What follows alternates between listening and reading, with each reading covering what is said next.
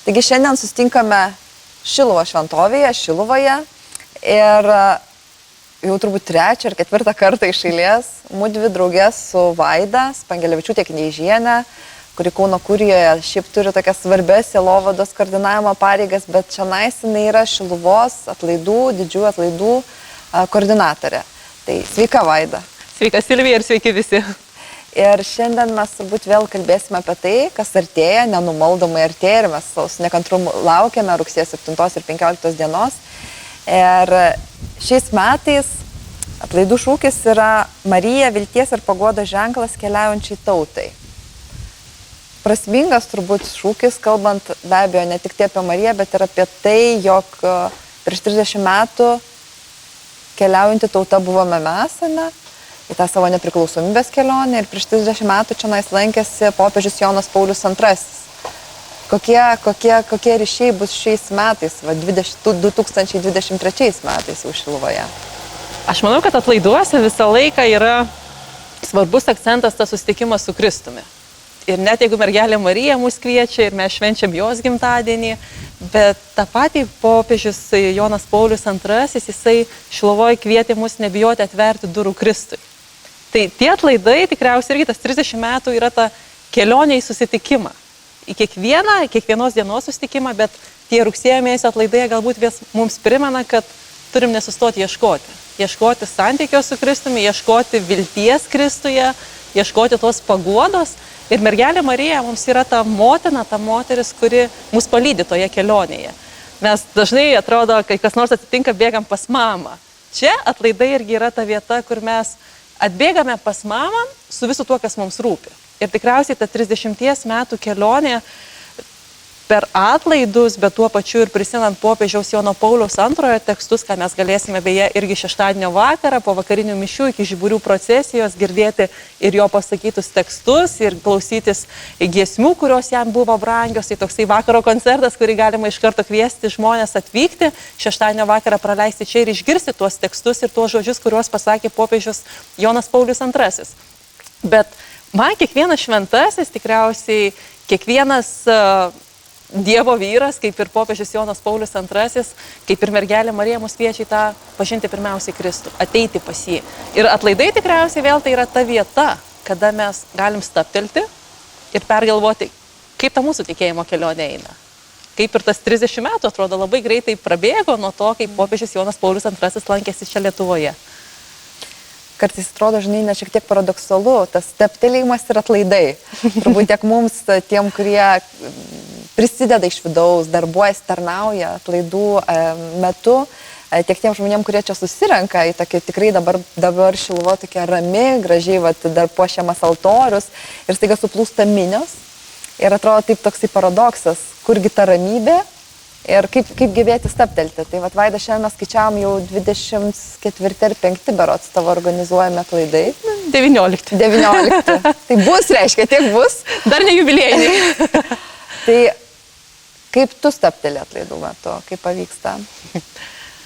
Tikriausiai čia sudėtingiausia užduotis rasti tą vietą, kur sustoti. Ir kur pačiai, kur aš kitus atrodo kviečiami tą susitikimą su Kristumi, kur aš pati susitinku Kristų atlaiduose. Ir tai kiekvieni atlaidai vis atranda man kitą vietą. Vienais metais aš ėjau visas 8 valandos ryto mišes, toks buvo mano pačios apsisprendimas, pasiryžimas, kad kur nereikia nieko žiūrėti, bėgti kažkur, aš tiesiog galiu ateiti, melstis, būti, priimti Eucharistiją, pasistiprinti ir eiti toliau tarnauti tą visą dieną. Kitu metu, atrodo, ėjau į vakare vykstančių rožinio maldą, kuri vyksta nuo apsireiškimo koplyčios iki bazilikos. Ir tada buvo tas mano staptelėjimas, kur aš kartais nedrįstu išjungti telefoną ir tiesiog ateinu į tą susitikimą pabūti. Buvo laikas kaip adoracija. Irgi atrodo, išsiderina tą laiką, kur kiekvieną dieną labai stabiliai kažkokį tą momentą surandi, kur galima sustoti. Ir tą patį mes kviečiam ir mūsų žmonės, kurie atvažiuoja ir tarnaut, nes tikrai tai nėra keleto žmonių, tik tai veikla, kurią darom, yra apie 50 savanorių, 16 seminaristų, kunigai, vyskupai, įvairūs techniniai darbuotojai, šeimininkės, parapijoje vietiniai žmonės, kurie įsijungia, tikrai tų žmonių yra virš 100, kurie kažkur tai tarnauja per atlaidus, tai kad jie įvyks ir kad galėtume pasitikti piligrimus. Bet visus mes kviečiam juos surasti tą momentą. Vienas iš tų momentų, kurie buvo tikriausiai paskutiniais metais, tai man buvo valandų liturgijos malda. Kiekvieną rytą 9 valandą mes bazilikoje susirinkdavo maldai. Tai irgi yra tas Dievo žodžio skaitimas, psalmės, kur tu pradedi dieną po kažkokio mažo brūzdėsio ryte, tiesiog stapteliai tą 20 minučių maldai, kad nedarytum tik tai iš savęs tos darbus, kuriuos darai.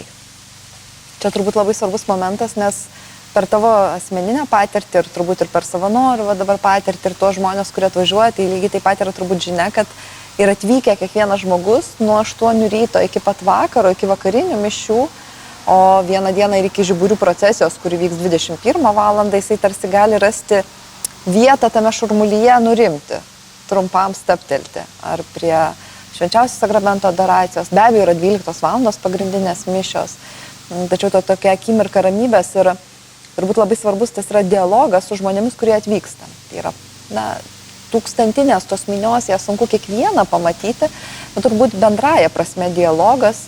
Ir už tai šiais metais mes turėsime aukojama šventas mišias net 4 kalbomis. Taip, bus šventas mišes 4 valandą. Tai kas piligrimai atvyksta ir nenori dalyvauti užsienio kalbos mišiomis, tai reikėtų įsidėmėti, kad penktadienį 4 valandą Apsireiškimo koplyčioje bus šventos mišios latvių kalba. Atvyksta vyskupai iš Latvijos ir tikimės ir piligrimų sulaukti daugiau iš Latvijos negu įprastai. Šeštadienį po pernykštės patirties, kur tikrai suvažiavo daug Lenkų ir čia aikštė skambėjo lenkiškom maldom, tai kviečiam Lenkų bendruomenės ir pavienius piligrimus atvykti ir turėsime vyskupą iš Lomžos atvykstant irgi aukoti mišes ir sakyti homiliją. Tai irgi toks, atrodo, tarptautinis dar vienas žingsnis žengiamas. Sekmadienį ukrainiečių kalba 4 valandą. Ir antradienį anglų kalba. Tai pernai turėjome ukrainiečių ir lenkų kalbomis, o šiais metais tiesiog irgi kviečiam piligrimus iš plačiau, tai atvykti ir iš Latvijos, ir taip pat studentus arba piligrimus, kurie yra atvykę, arba net turistus, kurie tiesiog nori pasimelsti anglų kalbą, tai antradienį 4 valandą. Ir tuo pačiu sudalyvauti atlaiduose, kaip prieš 30 metų popiežius Jonas Paulius II, kaip irgi gražiai mačiau viename pranešime, tarsi atvėrė duris į Šiluvą pasauliui, kad štai, kad mes irgi tą geležinę uždangą griuvo ir staiga, žinai, kad yra tokia Lietuva ir yra tokia Šiluva. Tai čia, aišku, dabar situacija yra tikrai kitokia, bet toks irgi pasaulyje atvėrimas, mes kitomis kalbomis ir atrandame, kviečiame žmonės, tai irgi yra toks džiaugsmas. Ir be abejo, kiekvieni metai turbūt atlaidai yra neatsiejami nuo maldos, nuo išpažinties, nuo laiko bažnyčioje ar koplyčioje, bet taip pat ir nuo įvairiausių skirtingų kultūrinių renginių. Nes, toksai knyga turbūt neatsiejama Šiluvos momentas. Ir apskritai knygos, knygnešiai, kurie vienu metu platindavo knygas atlaidų metu. Tai šiais metais turėsime ne vieną knygos pristatymą ir leidyklos skirtingos irgi taip pat prisijungs. Jau atrodo tampa įprasta, kad atvažiavus į Šiluvą žmonės gali įsigyti katalikiškos spaudos. Ir kiekvienais metais, man atrodo, kad žmonės tikrai pasinaudoja tą galimybę, nes visą laiką tai yra šiek tiek pigiau, tai yra galimybė pasikalbėti su leidėjais, ne tik taip pasiimti knygą, bet tuo pačiu vyksta ir knygų pristatymai. Tai šiais metais beveik visą savaitę turėsime naujos knygos išleistos apie Šiluvą, kaip tik su interaktyviu žaidimu ir užsiėmimu pristatymą kiekvieną dieną, kurią galima, tą detalesnį informaciją, manau, kad galima rasti ir arkivyskupijos puslapį kaunoarkivyskupija.lt ir šiluva.lt ir Facebook'ose. Tiesiog, kad žmonės suprastų, kad atvykstant į Šiluvą negalima atvykti tik tai mišioms. Kad ypatingai, jeigu jūs atvyksta savaitgalį, tai nuo ryto iki vakaro galima kažką surasti, kur galima dalyvauti. Tai savaitgalis kaip tik yra tos dienos, kada bus knygų pristatymai ir čia aikštėje, ir Šiluvos piligrimų informacinėme centre. Tai paminėjau jau naują knygą apie Šiluvą, kuri tinkama kiekvienam, tiek mažam, tiek vyresniam. Tai yra ir vaikam, ir knyga šeimai realiai iš tikrųjų, kur galima ir žaisti, ir skaityti, ir pasidomėti daugiau ir apie Šiluvos istoriją. Taip pat arkivyskupo Liongino Virbalo tie sekmadieniniai homilijų, trumpi pamastymai, kuriuos skaitydavom Facebook'uose ir dabar galima tą pasiimti knygos formatu, tai bus tos knygos pristatymas. Katalikų pasaulis, Magnificat leidiniai pristatys taip pat savo knygas, kur irgi būtų galima Šiluvos piligrimų informaciniam centre susipažinti ir informaciją, ir pamatyti knygas, ir dalyvauti renginiuose. Bet kitas labai svarbus momentas, visgi, žinai, nusipirkti knygų, pamatyti knygas, skaityti knygas yra be galo svarbu. Viena naujovė, kuri tarsi irgi priartina dialogą arba paskatina tą tokią gilesnę teologinę mintį, yra ta, kad be katechezių, kiekvieną dieną vykstančių katechezių 11 valandą aikštėje, kurios mes girdėsime Beno Ulevičiaus katechezės ir kunigo Arnoldo Valkausko. Po mišių, po šventų mišių bus kviečiama į tokią gyvą diskusiją apie tos dienos katechezę. Gal galėtum šiek tiek plačiau papasakoti, kas tai būtų? Taip, šių metų kaip ir maldos intencijos atlaiduose, taip ir tos katechezės vyks pagal bažnyčios dokumentą, tai yra Lumen Gentium, tautų šviesa, Vatikano antrojo susirinkimo konstitucija apie bažnyčią šiuolaikiniam pasaulyje. Jis nuostabiai turi 8 skyrius. Ir kaip mes pradėjom ieškoti, galvodami, kuo šie metai galėtų būti kitokie, supratom, kad kiekvieną dieną mes galime paimti po vieną tos bažnytinės konstitucijos dokumentą, skyrių ir tiesiog panagrinėti jį truputėlį giliau. Kada rašėm intencijas, atrodė, kad jos visas kalba apie bažnyčią. Ir iš tikrųjų kiekvieną tą dieną, kokia tai bebūtų tema, ar pasišventusių diena, ar bažnyčios diena, ar šeimų ir jaunimo, ar mokslo ir ugdymo, atrodo, prie kiekvienos dienos galima pritaikyti tas temas, kurios yra būtent šitoje konstitucijoje parašytos. Tai daktaras Benas Ulevičius ir daktaras kunigas Arnoldas Valkauskas, jie bus pasidalinę dienomis ir sakys nuolat katechezės, kaip ir minėjai, 11 val. Ir vakare, prieš vakarinę šventąsias mišes, tai aišku, yra jau vakare trumpesnė, bet tuo pačiu kiekvieną dieną tas žmogus, kuris sakys katechezę, 14:30 po mišių, kviesti šiok Šiluvos terasoje, visai čia netoli, už bazilikos, esančioje ant kalnelio, pamatysi, tikrai bus nuorodos, ateiti ir pasikalbėti, ką mes iš to, ką išgirdome, kas mums rūpi. Nes kartais atrodo, sako, bažnyčiai trūksta to dialogo. Mes pasakome ir išeinam su savo tiesa. Čia tikrai abudu kalbėtojai, abudu daktarai, kurie ir mėgstami žmonių, bet tuo pačiu iš kitos pusės ir yra atviri diskusijai, kurie nebijo ir aštrių klausimų, ir sunkių klausimų. Ir tikrai manau, kad tai bus galbūt tokia naujovė, kuri ir pasiteisins ir toliau galima bus ją tęsti, skaitant kitas bažnyčios tos dokumentus, ką galvojam iki jubiliejinių metų, kiekvienais metais vis paimti kažkurį kitą antrojo Vatikano susirinkimo tą dokumentą. Ta tokia ištrauka, kur galėtume irgi gilintis į bažnyčios klausimus, kas rūpi ne tik tai tais laikais, kaip ruošė antrojo Vatikano susirinkimo dokumentus, bet iš tikrųjų ir mums dabar. Ir aš manau, kad vėl tai būtų ta vieta, kur žmonės galėtų ateiti ir užduoti jiems rūpimus klausimus. Aišku, mes labai prašytume ir tikimės, kad taip ir bus, kad tai būtų susijęs su girdėta katecheze arba ta tema. Žmonės, kurie nori pasidomėti, gali tikrai surasti įsivedę internete, gali surasti Lumen Gentium, tautų šviesa, Vatikano antrojo susirinkimo konstitucijos apie bažnyčią šiuolaikinėme pasaulyje ir gali net atvykti pasiskaityti jau tą, kas jiems rūpėtų ir net prisiderinti galbūt tą dieną. Nes taip, kai pradėsim nuo 8 dienos, tai kiekvieną dieną vis po kitą skyrių. Ir tos temos, kurios atrodo yra, čia žinot, kartais mes sakom, bažnyčios dokumentas, konstitucija atrodo labai sudėtinga, bet iš tikrųjų tai yra bažnyčios slėpinys, Dievo tauta, apie pasauliečius klausimas, apie vienuolius. Ir paskutinis 8 skyrius, kuriame mes skaitom apie švenčiausią mergelę Mariją, kur ir paimtas atlaidų šūkis, kad jinai yra vilties ir paguodos ženklas keliaujančiai Dievo tautai. Tai iš tikrųjų vėl kiekvienam iš mūsų. Nes mes galim sakyti, čia Ukrainos karo kontekste, prieš 30 metų Jono Pauliaus atvykusio į tą tokį perversmą vykusį Lietuvoje kontekste. Bet manau, kad tos vilties ir paguodos kiekvienam iš mūsų reikia šiandieniniam savo gyvenime.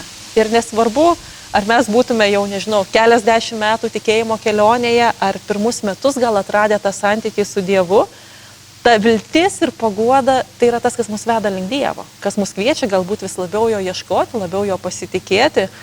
Ir atlaidai, jeigu net grįžtant truputėlį prie tos temos, aš galvoju, kad atlaidai tai irgi yra tas laikas, kur atrodo net tame šurmulyje, bet vien tai, kad mes išdrįstam atvažiuoti. Yra galima žiūrėti internetu, transliacijos 12 val. Mišių ir katechezių bus. Bet popiežius Pranciškus jis ragino jaunimą kilti nuo sofų, pakilti nuo televizoriaus. Ir žmonės, kurie atvyksta į atlaidus, tikrai, man atrodo, nėra tokio, kuris nepatirtų kažkokio mažo stebuklo. Nes tai irgi yra tas mūsų žingsnis link Dievo, mūsų apsisprendimas eiti link jo, prašyti jo užtarimo, prašyti mergelės Marijos, tos vilties ir paguodos motinos, daugiau pasitikėjimo, artimesnio santykio su Dievu, galbūt atsivertimo malonės savo ir kitiem, galbūt vėl tai atlaidų vienas iš momentų, kur mes kviečiame išpažintis. Jeigu galime atlikti išpažintį, ateiti susitaikyti su Dievu, priimti komuniją. Jeigu yra žmonių, kas negali priimti susitaikinimo sakramento, jie gali ateiti ir pasikalbėti su kunigu. Aikštės gale jau eilę metų yra tos turiu tau laiko palapinės. Ten yra ta vieta, kur irgi žmonės atvažiuoja sustoti, nes ten net sutarę su kunigais taip, kad jie turi laiko. Jeigu kartais prie klausyklos atrodo stovi eilė ir čia nepatogu užduoti klausimą, nes ne ta vieta, ten mes galime atvažiuoti su visais mums rūpimais klausimais.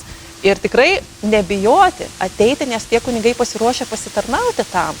Ir nėra blogų klausimų. Tai šiais metais Šiluvos atlaidai tokie atviri atvykti, kaip ir visą laiką, be abejo, visą laiką buvo atviri, bet šiais metais ir labai kviečiantis, taip aktyviai kviečiantis. Be abejo, turiu to laiko eilę metų vykstantį, bet va, būtent tas katechezės, turbūt tas dialogas, kuris vyksta, ne, drauge. Be abejo, tas šviesos irgi toksai kelias savotiškas su žiburių procesija, kur irgi visi kartu keliausim ir galbūt kiekvienas net ir galėtų prisidėti prie tos kelionės, ne, savo atsineštą kažkokią žvakutę, savo to tokią švieselę, keliauti aplink ir apgobti Šiluvą, diskutuoti. Ir tuo pačiu, žinai, karts nuo karto išgerti puodelį kavos, paskaityti knygą, toksai ir kūnui, ir sielai. Susitikti su žmonėmis, nes atlaidai tai irgi yra susitikimo vieta. Aš tikriausiai yra žmonių, kuriuos susitinki vien tik per atlaidus. Atrodo, senų draugų, senų bendradarbių, su kuriais eilę metų dirbom, kunigų, kurie buvo seminaristai, tuo laiku ir tarnavo Šiluvoje, tai irgi yra ta tokia ne tik tai susitikimo su Kristumi, bet susitikimo žmogaus su žmogumi vieta. Ir vėl tai mus veda į artimesnį santykį ne tik tai tarp žmogaus, bet ir santykį su Dievu kitą. Ir šiais metais, beje, seminaristai, vis mes sakom, kas bus naujo, šiais metais seminaristai po 12 val. Šventų mišių kiekvieną dieną ir savaitgalį po vakarinių šventų mišių tiesiog girdėsime trumpus jų liudijimus ir maldą už pašaukimus. Ir jie tada pakvies tenai prie karito kiemelio, kur jau įprasta, kad karitas vaišina kava ar arbata ir žmonės gali atvykti ir atsisėsti, atsinešę savo lauknešėlį iš namų, atsisėsti ir pabendrauti kartu. Tenai taip pat bus ta susitikimo vieta ir su seminaristais, kur jeigu yra kas nors, kas galvoja apie pašaukimą, jeigu nori kas nors, kas išgirsti, kuo gyvena seminaristai arba kodėl šiomis dienomis jauni vyrai apsisprendžia padovanoti savo gyvenimą dėl Dievo, dėl kitų, tai bus ta galimybė irgi pasikalbėti su jais. Tai va, dar viena tokia stabtelėjimo vieta, kur atrodo vėl lauks jūsų žmonės. Tų, kurie atvyksta, tų, kurie turi klausimų, jie tiesiog galės ateiti ne tik prie kunigo, bet ir prie seminaristų po kiekvienos dienos 12 val. Šventų mišių ir savaitgaliais po vakarinių šventų mišių. Tai turbūt šiandien skubančiam pasaulyje yra labai svarbu, kad tavęs kažkas lauktų. Tai Šiluvoje mes jūs visą laiką laukime, bet rugsėjo 7-15 dieną čia bus minė, kuri jūsų lauks, nes atvyks minė ir dar didesnė minė irgi jūsų lauks, tie šimtai žmonių, tie keliasdešimt seminaristų, savanorių, kunigų, tarnaujančių bendruomeniai, diakonų. Ir mes turbūt tiesiog, mes su Vaida irgi jūsų lauksime. Ir ačiū Vaida. Ir iki pasimatymo rugsėjo 7-15 dienomis Šiluvoje. Iki susitikimo.